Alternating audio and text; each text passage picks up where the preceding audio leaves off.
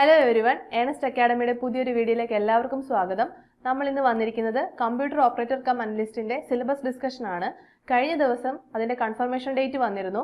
നിങ്ങൾ എല്ലാവരും അത് കൊടുത്തു കാണുമെന്ന് വിശ്വസിക്കുന്നു. കൊടുക്കാത്തവരുണ്ടെങ്കിൽ ഇപ്പോൾ തന്നെ കൊടുക്കുക. എക്സാം എഴുതാൻ പറ്റാതെ അവസരം മിസ്സായി പോവരുത്. ഇതിന്റെ എക്സാം ഡേറ്റ് വന്നിരിക്കുന്നത് 6/6/2025 ആണ്. ഏകദേശം നമ്മൾ പറയുകയാണെങ്കിൽ ഒരു 2 മാസ കാലയളവ് നമുക്ക് ഇനി പഠിക്കാനായിട്ട് കിട്ടുന്നുണ്ട്. അപ്പം എല്ലാവരും നല്ല രീതിയിൽ തന്നെ പഠിക്കുക. നമ്മൾ കമ്പ്യൂട്ടർ ഓപ്പറേറ്ററിന്റെ സിലബസ് പ്രതീക്ഷിച്ചിരുന്നത് കമ്പ്യൂട്ടർ റിലേറ്റ് ചെയ്തിട്ടുള്ള ഒരു സിലബസ് ആയിരുന്നു. പക്ഷേ വന്നിരിക്കുന്നത് ജനറൽ സിലബസും ഒരു 20 മാർക്സിന്റെ ഒരു സ്പെഷ്യൽ ടോപ്പിക് എന്നുള്ള രീതിയിൽ കമ്പ്യൂട്ടർ സിലബസും ആണ് വന്നിരിക്കുന്നത്. അപ്പം നമുക്ക് സിലബസിലേക്ക് പോകാം.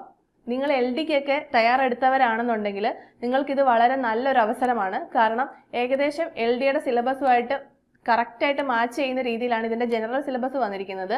പ്ലസ് 20 മാർക്കിന് കമ്പ്യൂട്ടർ ബേസ് ചെയ്തിട്ടുള്ളൊരു മൊഡ്യൂൾ കൂടി ഉണ്ട് എന്ന് മാത്രമാണ് ഇതിന്റെ വ്യത്യാസം വരുന്നത്. ഇതിൽ ടോട്ടൽ 100 മാർക്കാണ്. അതിൽ 80 മാർക്കും നമുക്ക് ജനറൽ സിലബസ് തന്നെയാണ്. General knowledge, current affairs, arithmetic, general English, computer application, അങ്ങനെയാണ് സിലബസ് വന്നിരിക്കുന്നത്. ജനറൽ നോളജിൽ നിന്ന് ഹിസ്റ്ററിക്ക് 5 മാർക്ക്, ജോഗ്രഫിക്ക് 5 മാർക്ക്, എക്കണോമിക്സിന് 5 mark, Indian constitution 8 mark, Kerala governance 5 mark, life science 4 mark, അതിൽ physics 3, chemistry 3, art and culture 4 mark, current അഫയേഴ്സിന് 8 മാർക്ക്, അരിത്തമെറ്റിക്സ് 10, ജനറൽ ഇംഗ്ലീഷ് 10, നമ്മുടെ റീജിയണൽ ലാംഗ്വേജ് 10, കമ്പ്യൂട്ടർ ആപ്ലിക്കേഷൻ 20. അങ്ങനെ 80 മാർക്കും നമ്മുടെ ജനറൽ സിലബസും 20 മാർക്ക് മാത്രമാണ് കമ്പ്യൂട്ടർ ആപ്ലിക്കേഷനിൽ നിന്ന് വന്നിരിക്കുന്നത്. അപ്പോൾ ഇതിൽ നിന്ന് നമുക്ക് മനസ്സിലാക്കാം, നമ്മൾ LDക്ക് ഇപ്പോൾ കഴിഞ്ഞ എക്സാം LD ആയതുകൊണ്ടാണ് LD എന്ന് എടുത്തു പറയുന്നത്. LDക്കൊക്കെ വേണ്ടി നന്നായിട്ട് പഠിച്ചവരാണെന്നുണ്ടെങ്കിൽ നിങ്ങൾ കുറച്ചുകൂടി ഒന്ന് എഫേർട്ട് ഇട്ട് കഴിഞ്ഞാൽ ഇത് നിങ്ങൾക്ക് സ്വന്തമാക്കാൻ പറ്റുന്ന ഒരു പോസ്റ്റ് ആയിരിക്കും. നമുക്കിതിൻ്റെ ഓവറോൾ സിലബസ് ഒന്ന് നോക്കാം. ഹിസ്റ്ററിയിൽ വരുമ്പോൾ നമുക്ക് 5 മാർക്കാണ് വരുന്നത്. അതിൽ കേരള, ഇന്ത്യ, വേൾഡ് അങ്ങനെ 3 ആയിട്ട് ഡിവൈഡ് ചെയ്തിട്ടുണ്ട്. അതിൽ കേരളയിൽ arrival of Europeans, contribution of Europeans, history of Travancore from Marthandavarma to Sree Chithira Thirunal, social and religious reform movement, national movement in Kerala, literacy, source of Kerala history, united Kerala movement, political and social history of Kerala after 1956. ഇത് same നമ്മുടെ LDയുടെ syllabus തന്നെയാണ്. Next ഇന്ത്യയുടെ വരുമ്പോൾ political history, establishment of British first war of independence, formation of INC, സ്വദേശി movement, social reform movement, news paper, literature and arts during the freedom struggle, independence movement and Mahatma Gandhi, India's independent post independent period, state recognition, development in science, education, technology and foreign policy. Next world. വേൾഡിൽ വരുന്നത് great revolution in England, American war of independence, French revolution, Russian revolution, Chinese revolution, political history after second world war, UNO and other international organisation. ഞാനിത് വായിച്ചപ്പോൾ നിങ്ങൾക്ക് മനസ്സിലായി കാണും, നമ്മൾ general PSCക്ക് വരുന്ന same syllabus ആണ് വന്നിരിക്കുന്നത്. അതിൽ നിന്ന് ഒരു മാറ്റവും PSC വരുത്തിയിട്ടില്ല. കേരളയിൽ നിന്നായാലും ഇന്ത്യയിൽ നിന്നായാലും വേൾഡിൽ നിന്നായാലുള്ള പോയിന്റ്സ് എല്ലാം ആ പഴയ പോയിന്റ്സ് തന്നെയാണ്. അപ്പം പുതിയതായിട്ട് എക്സ്ട്രാ ഒന്നും ആഡ് ആയിട്ടില്ല ഇതിനകത്ത്. ജോഗ്രഫിയുടെ കാര്യത്തിലും സെയിം സിലബസ് തന്നെയാണ് വന്നിരിക്കുന്നത്. Basics of geography, earth structure, atmosphere, rocks, land forms, pressure belt, winds, temperature and seasons, global issues, global warming, various forms of pollution, maps, topographic maps, science, remote sensing, Geographic information system, oceans, it's various movements, അങ്ങനെ same ജോഗ്രഫിയിൽ നിന്ന് വരുന്ന same pattern. ഇന്ത്യയുടെ കേരളയുടെ അങ്ങനെ separate 2 sections ഉണ്ട്. അതും നമ്മുടെ പഴയ സിലബസ് തന്നെയാണ്, മാറ്റങ്ങളൊന്നും വന്നിട്ടില്ല. എക്കണോമിക്സിൽ നിന്നും 5 മാർക്കാണ് വന്നിരിക്കുന്നത്. അതിൽ സെയിം സിലബസ് തന്നെയാണ്, നിങ്ങൾക്ക് നോക്കിയാൽ മനസ്സിലാവും.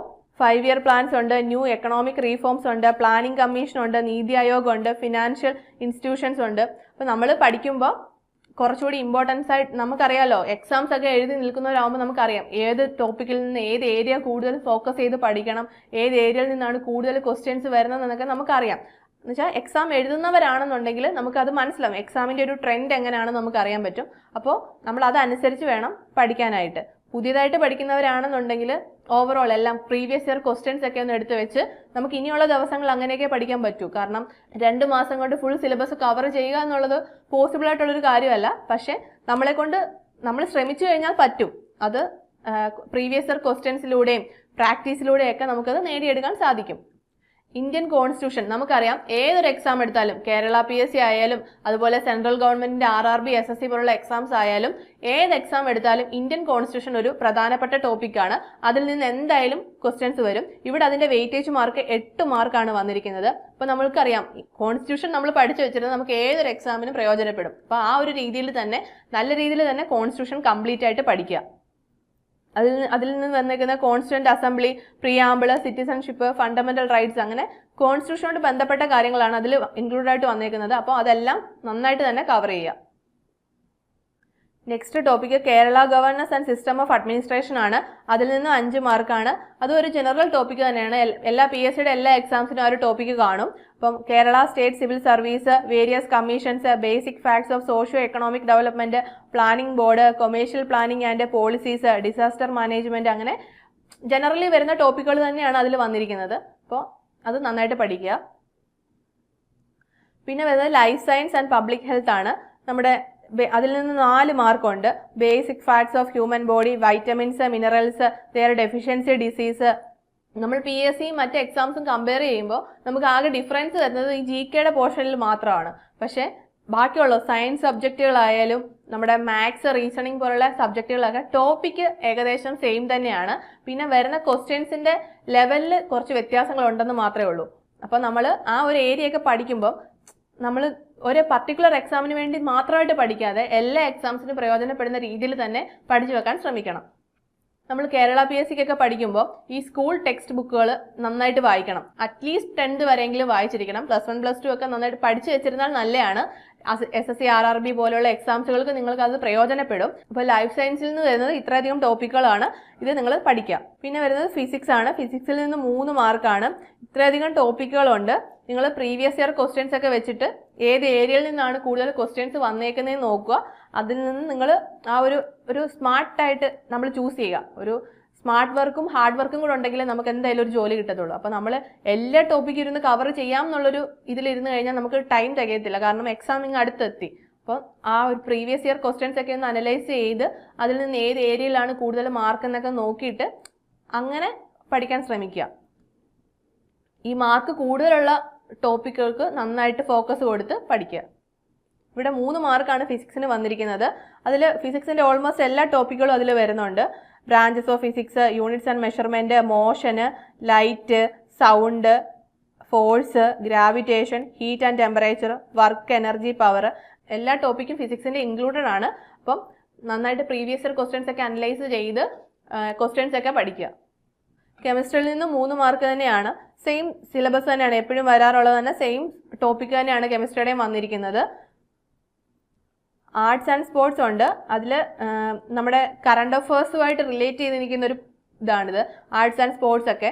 നമ്മൾ അന്നേരം അതിൽ നിന്ന് ജനറലായിട്ട് പഠിക്കുമ്പം കറണ്ട് അഫേഴ്സുമായിട്ട് ബന്ധപ്പെട്ട് ഇമ്പോർട്ടൻ്റ് ആയിട്ട് നിൽക്കുന്ന കാര്യങ്ങളൊക്കെ നന്നായിട്ട് പഠിക്കാൻ ശ്രമിക്കണം.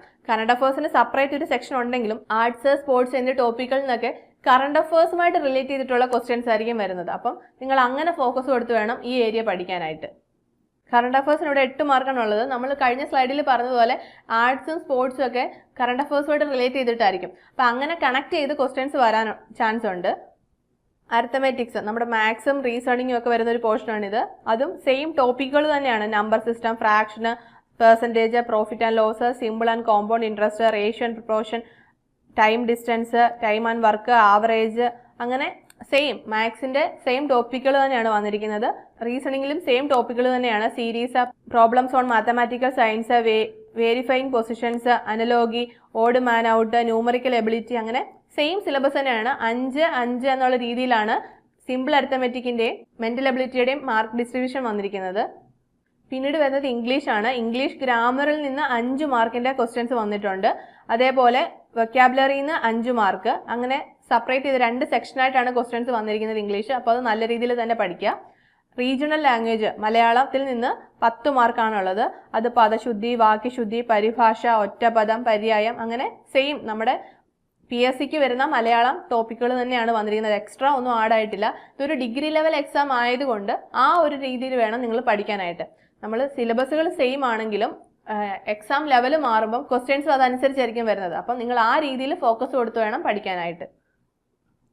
പിന്നെ വരുന്ന ടോപ്പിക്കാണ് നമ്മുടെ മെയിൻ ഏരിയ ആണിത്, കമ്പ്യൂട്ടർ ആപ്ലിക്കേഷൻ. നമ്മൾ അപ്ലൈ ചെയ്ത പോസ്റ്റ് ഏതാണ്? Computer analyst, computer operator come analyst എന്ന് പറയുന്ന പോസ്റ്റാണ് നമ്മൾ അപ്ലൈ ചെയ്തത്.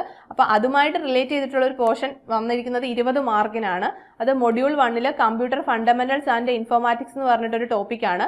അതിൽ കമ്പോണൻസ് ഓഫ് കമ്പ്യൂട്ടർ സിസ്റ്റം എന്ന് പറയുന്നൊരു ടോപ്പിക് ഉണ്ട്. അതിൽ hardware components, hardware definitions, components, control unit, ALU, input output device, memory, mother board, function of each, types of PC, desktop, laptop, notebook, അങ്ങനെ കമ്പ്യൂട്ടറോട് റിലേറ്റ് ചെയ്തിട്ടുള്ള ടോപ്പിക്കുകളാണ് വന്നിരിക്കുന്നത്.